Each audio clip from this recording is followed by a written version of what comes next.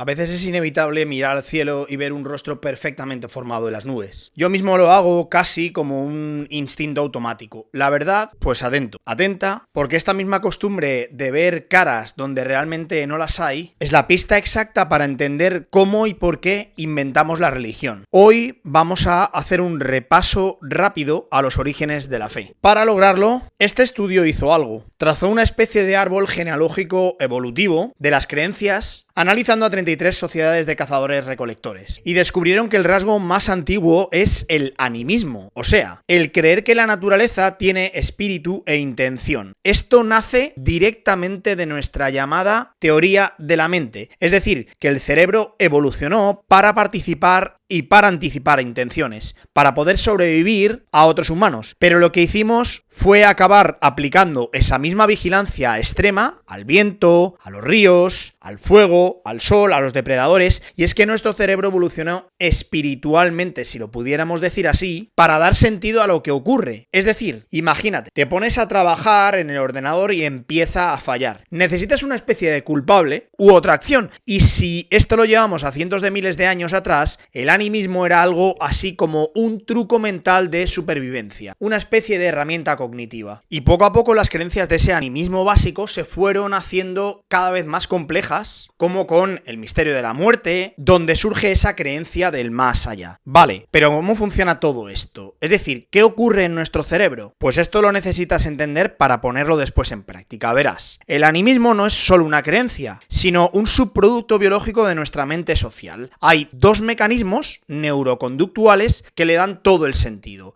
Por un lado tenemos el número uno, que es esa capacidad innata para atribuir estados mentales e intenciones a otros para poder facilitar la cooperación social. Evolutivamente, esta facultad se extendió de forma natural hacia el entorno, de modo que nos permitía proyectar una fuerza vital o una intencionalidad en elementos inanimados como las rocas, los ríos o un trueno. Por otro lado, la prioridad del significado sobre la saliencia visual, es decir, el cerebro humano está cableado ¿para qué? Para priorizar aquello que tiene relevancia social, como por ejemplo un rostro, por encima de lo que simplemente destaca de modo físico. Esto explica por qué detectamos formas familiares en las nubes o en la luna antes de analizar el objeto como tal en sí. Estos mecanismos permitieron a nuestros ancestros transformar un paisaje mudo en un diálogo con lo invisible. De este modo otorgaban un sentido social a los fenómenos naturales para mejorar la cohesión del grupo y para poder reducir la ansiedad ante un mundo bastante incierto, como el de ahora. Ok,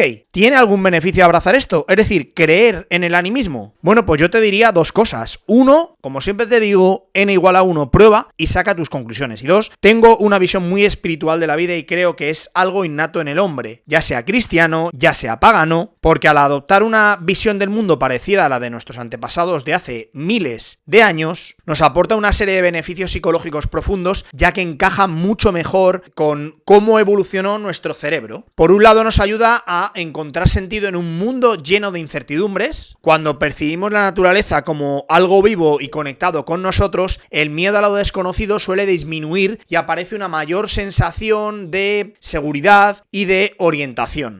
Además, nuestro cerebro está diseñado para poder buscar intenciones, relaciones y significado a todo nuestro alrededor. Por eso, sentir una conexión con los árboles, con los animales, con una montaña, con el sol, como hemos dicho, o los ciclos naturales, tiene todo el sentido del mundo, ya que es una experiencia de pertenencia y de vínculo con el entorno. Esta forma de ver el mundo también fortalece los lazos sociales. La responsabilidad y la cooperación nacen de la relación directa con la comunidad y con el entorno que compartimos en lugar de depender únicamente de las normas externas. En definitiva, nos permite sentir que formamos parte de algo mucho más grande, recuperando esa sensación de conexión, de propósito, de pertenencia que parece estar profundamente arraigada en nuestra naturaleza humana. Y la parte que ya estabas esperando, es obvio. Vale, ok, entonces J, ¿cómo podemos poner esto en práctica? Pues tienes 10, son unas pocas, formas de activar tu mente animista que te voy a explicar. La primera es buscar rostros en la naturaleza, como hemos dicho. Hay que dedicar unos minutos a observar las nubes, a observar las montañas, a observar la luna. Hay que fijarse en cómo nuestro cerebro encuentra esas caras, esas expresiones o esas figuras familiares donde solo hay formas aleatorias. En segundo lugar, tenemos que imaginar intenciones en los fenómenos naturales. Es decir, cuando escuches una tormenta o cuando veas el viento mover los árboles, pregúntate qué mensaje transmitiría ese fenómeno si tuviera voluntad propia. Por otro lado, en tercer lugar, habla con tu entorno. Dirígete ocasionalmente a una planta, a un árbol, incluso al mar, como si fueran interlocutores. No se trata de creer que responden, sino de experimentar una tendencia cognitiva que es profundamente humana. En cuarto lugar, caminar por un bosque como si estuvieras entrando en un territorio habitado. Hay que observar cómo cambia tu percepción cuando dejas de ver únicamente objetos físicos y empiezas a percibir presencias, historias, sensaciones o personalidades en paisajes. En quinto lugar, pon nombre a objetos importantes. Nuestros ancestros personalizaban elementos de su entorno. Puedes experimentar nombrando a tu